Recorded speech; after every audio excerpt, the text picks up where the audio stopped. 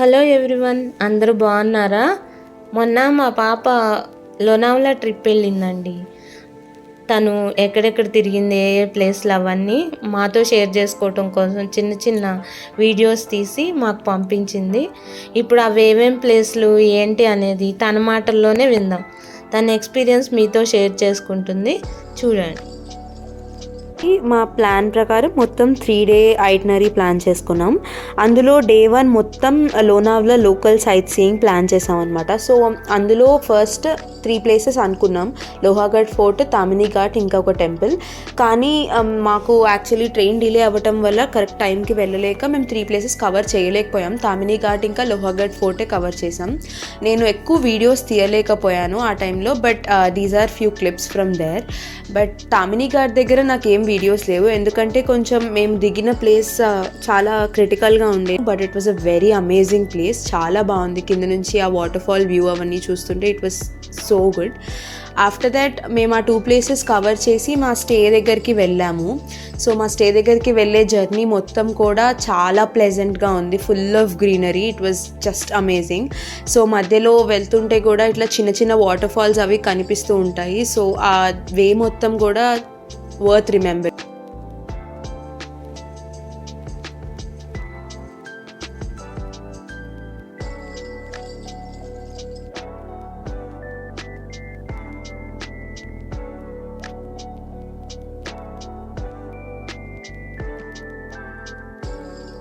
దాని తర్వాత మేము వెళ్ళిన స్టే పావునా లేక్ క్యాంపింగ్.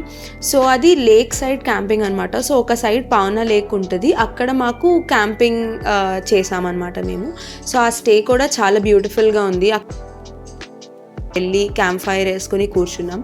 సో అక్కడ కూడా it was a very memorable time.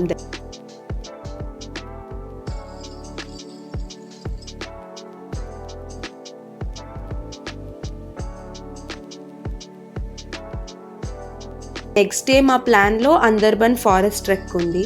దానికోసమని మేము ఎర్లీ మార్నింగే లేచి స్టార్ట్ అయ్యాం. అక్కడ కూడా అప్పుడే సన్లైట్ వస్తున్న టైంకి స్టార్ట్ అయ్యాము. సో ఆ టైమింగ్కి మొత్తం ఫాగీగా వెదర్ అంతా చాలా ప్లెజెంట్గా ఇంకా పీస్ఫుల్గా అనిపించింది. అక్కడికి వెళ్ళిన తర్వాత అక్కడ మెయిన్ థింగ్ ఏంటంటే అందర్బన్లో ప్లాస్టిక్ కవర్స్ అవేవి కూడా తీసుకెళ్ళకూడదు. సో మనం తీసుకెళ్లే ప్రతి కవర్కి వాళ్ళు ఒక స్టిక్కర్ వేసి వాళ్ళు కాషన్ డిపాజిట్ తీసుకుంటారు. సో ఒకవేళ మనం రిటర్న్లో ఆ స్టిక్కర్స్ చూపిస్తే మనకి డిపాజిట్ రిటర్న్ ఇచ్చేస్తారు. సో అలా మా స్నాక్స్ మొత్తానికి వేసుకుని మేము మా ట్రెక్ స్టార్ట్ చేసాము. సో ఆ ట్రెక్ కూడా literally I should say it's a nature walk. So అదంతా ఏమీ డెవలప్డ్ ప్లేసెస్ కాదు, అంటే కొంచెం టూరిస్ట్కి రిస్కీ అవ్వకుండా అక్కడక్కడ వాళ్ళు రైలింగ్స్ అవి పెట్టారు, కానీ other than that proper development ఏమీ చేయలేదు. So complete nature get away అది. సో మేము ఆ డెన్స్ ట్రీస్ మధ్యలోంచి నడుచుకుంటూ వెళ్తూ మధ్యలో వాటర్ ఫాల్స్ అవన్నీ, it was a very very amazing journey. ఆ ట్రెక్ మొత్తం కూడా చాలా ఎంజాయ్ చేసాము. సో మధ్యలో యాక్చువల్లీ నేను 3 టైప్స్ ఆఫ్ వాటర్ పాసెస్ చూసాను అక్కడ. సో చిన్న వాటర్ పాసెస్ ఉన్న దగ్గర వాళ్ళు ఒక సైడ్ రైలింగ్ కట్టి మేనేజ్ చేశారు, ఇంకేమీ పెట్టకుండా. ఇంకా కొంచెం హెవీ ఫ్లో ఉన్న దగ్గర వాళ్ళు ఇలా రోప్స్ వేశారనమాట, సో దట్ ఆ ఫ్లోలో వెళ్ళిపోకుండా ఈజీగా దాటడానికి ఉండేలాగా.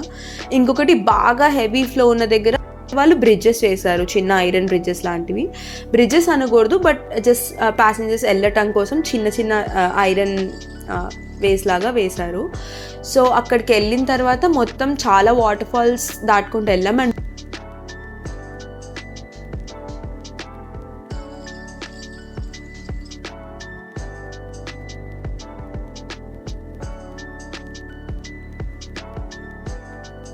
మధ్యలో ఒక ట్రెక్ మొత్తం థిక్ ఫారెస్ట్లో ఉంది, అదంతా fully covered with trees. Actually లోపలికి చాలా డార్క్గా అనిపించింది. అక్కడికి వెళ్ళిన తర్వాత పైనుంచి వ్యూ వాజ్ సో గుడ్, అంటే ఈ ట్రెక్ మొత్తానికి కంప్లీట్లీ వర్త్ అనిపించింది.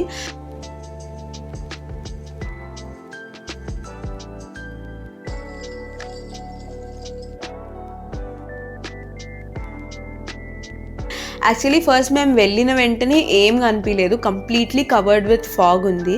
కానీ దాని తర్వాత కొంచెం సేపు వెయిట్ చేసిన తర్వాత ఫాగ్ మొత్తం పోయి ఆ వ్యూ అసలు చాలా బాగుంది. సో మొత్తం ట్రెక్కి అది వర్త్ ఇట్ అనిపించింది. సో పైన వ్యూకి వచ్చేసరికి మనకి ఆపోజిట్ మౌంటైన్ నుంచి వాటర్ ఫాల్స్ కనిపిస్తాయి అన్నమాట. So basically 7 to 8 streams of water కనిపిస్తాయి మనకి.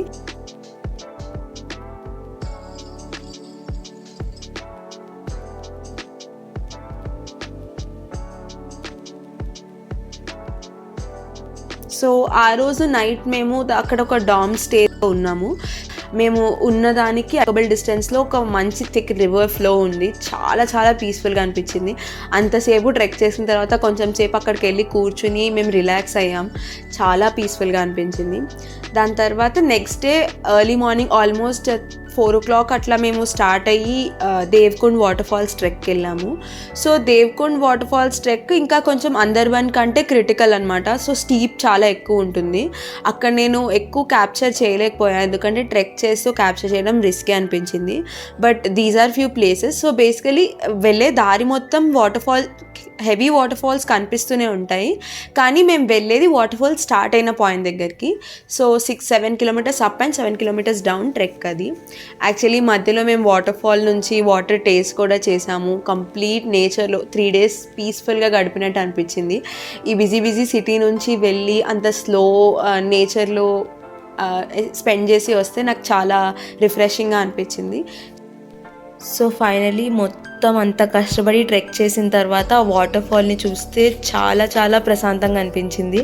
సో అదేదో ఎక్కడో ఆకాశం నుంచి పడుతున్నట్టు అనిపించింది. కింద నుంచి పైకి ఆ వాటర్ ఫాల్ని చూస్తే చాలా పీస్ఫుల్గా ఉంది. సో మొత్తం అంత కష్టపడి ఎక్కిన ట్రెక్ అంతా కంప్లీట్లీ వర్త్ ఇట్.